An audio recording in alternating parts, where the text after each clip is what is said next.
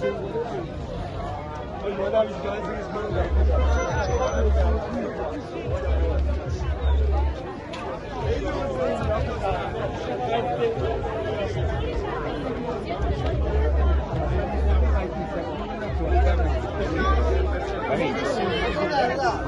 no?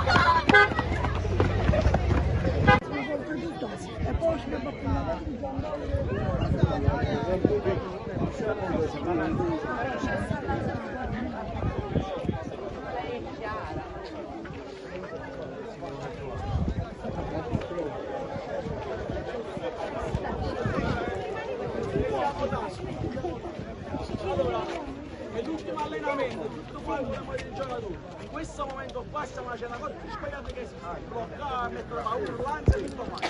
Allora ragazzi, per adesso spostare verso l'ingresso, già tutti dietro la transenna, e fanno i bambini, si stanno